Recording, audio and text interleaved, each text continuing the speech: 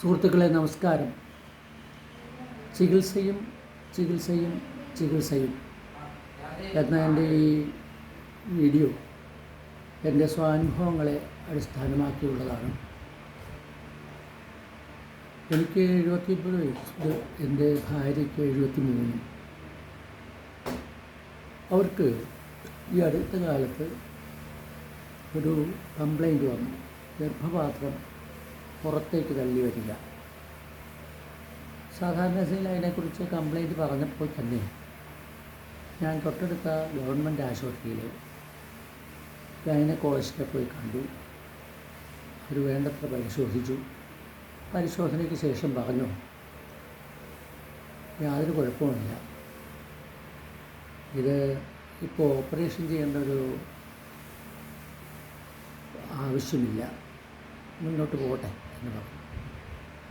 എന്തോ ചില മരുന്നുകളൊക്കെ കുറിച്ച് തന്ന് ഞങ്ങൾ സംതൃപ്തരായി തിരിച്ച് വീട്ടിലേക്ക് പോന്നു.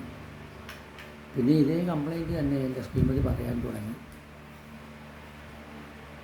അപ്പോൾ പിന്നെ ഞങ്ങൾ കോട്ടയം മെഡിക്കൽ കോളേജിൽ പോയി. അവിടെ ചെന്ന് അവിടുത്തെ ഗൈനക്കോളജി വിഭാഗത്തിൽ വളരെ പ്രയാസപ്പെടേണ്ടി വന്നു. അവിടെ പോയി ഗൈനക്കോളജി വിഭാഗത്തെ കണ്ടു.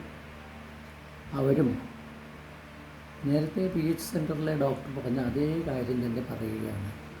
ഇത് ഉടനെ ഓപ്പറേഷൻ നടത്തേണ്ട കാര്യങ്ങളൊന്നുമില്ല, അതുകൊണ്ട് ധൈര്യപൂർവ്വം മടങ്ങിക്കൊള്ളൂ എന്ന് അവർ പറഞ്ഞു. കാലം കഴിഞ്ഞു.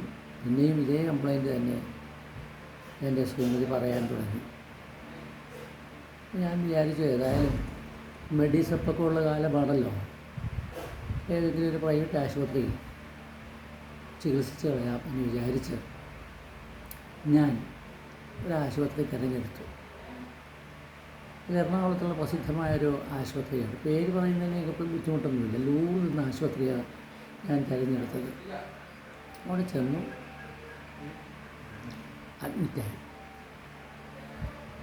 അഡ്മിറ്റായി. ഞാൻ ഈ എൻ്റെ മെഡിസപ്പിൻ്റെ വിവരം പറഞ്ഞു. അതിൻ്റെ ഇവിടെ വഴിയാണ് എന്നുള്ള പറഞ്ഞു. അങ്ങനെ ഇരുന്നു. ഓപ്പറേഷൻ കഴിഞ്ഞു. ഞാൻ അവരോട് പറഞ്ഞിരുന്നു, നിങ്ങളൊരു കാര്യം ചെയ്യണം, ഈ കീ ഹോൾ സർജറി ചെയ്താൽ മതി. അവർ അംഗീകരിച്ചു. അല്ലെങ്കിൽ അവരങ്ങനെ ചെയ്യുള്ളൂ എന്ന സൂചന പോലും അവർ തരികയുണ്ടായി. ഏതായാലും അവിടെ നിന്ന് ഞങ്ങൾ മടങ്ങുന്നതിനുള്ള ഡിസ്ചാർജ് ഡേറ്റായി. അപ്പോൾ അക്കൗണ്ട്സിൽ നിന്നൊരു വിളിയാണ്,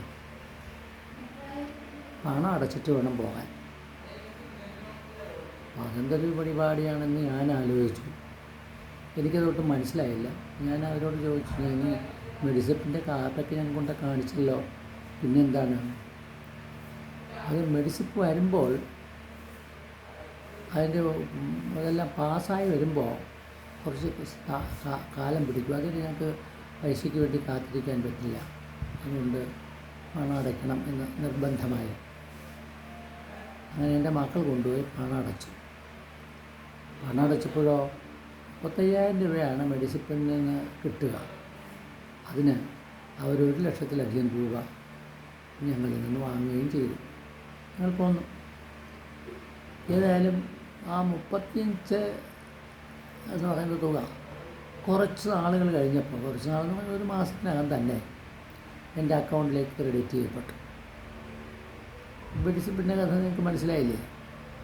ഈ കൃത്യമായുള്ള കണക്ക് ഞാൻ പിന്നീട് പറയാം. ഏതായാലും അങ്ങനെ ഞങ്ങൾ വീട്ടിൽ വന്ന് വിശ്രമകാലമാണ്. അങ്ങനെ ഇരിക്കുമ്പോൾ പെട്ടെന്ന് ഭാര്യയ്ക്കൊരു ശ്വാസം മുട്ടലുണ്ടായി.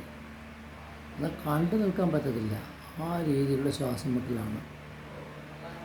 ഉടനെ തന്നെ ഞാനും എൻ്റെ മക്കളും കൂടി അയാളെ തൊട്ടടുത്തുള്ള PH സെൻറ്ററിൽ കൊണ്ടുവന്ന്, പരിചയമുള്ള ഡോക്ടറാണ്. അദ്ദേഹം പറഞ്ഞു, ഇത് ICU ഉള്ള ഏതെങ്കിലും ഒരു ആശുപത്രിയിലേക്ക് കൊണ്ടുപോകുന്നതാണ് നല്ലത് എന്ന് പറഞ്ഞു. എൻ്റെ മക്കൾ തൊട്ടടുത്തുള്ള ICU ഉള്ള ഹോസ്പിറ്റൽ ഏതാണ് എന്ന് തിരക്കുകയാണ്. അങ്ങനെ തിരക്കിയപ്പോൾ അറിഞ്ഞത് അവിടുത്തെ ഒരു എന്താ പറയുക 5 സ്റ്റാർ സൗകര്യമുള്ള ഒരു ഹോസ്പിറ്റലിനെ കുറിച്ചാണ് അറിയുന്നു. കാരണം ആ സ്ഥലത്ത് നിന്ന് തൊട്ടടുത്ത അതാണ്.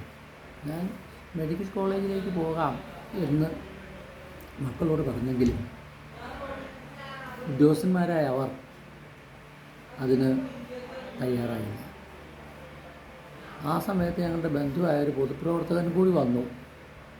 അതോടുകൂടി അവരുറപ്പിച്ചു. അങ്ങനെ ഞങ്ങൾ ആംബുലൻസിൽ അവിടെ ചെന്ന് ചേർന്നു. ബാക്കി കാര്യം ഞാൻ പിന്നീട് പറയാം. Thank you.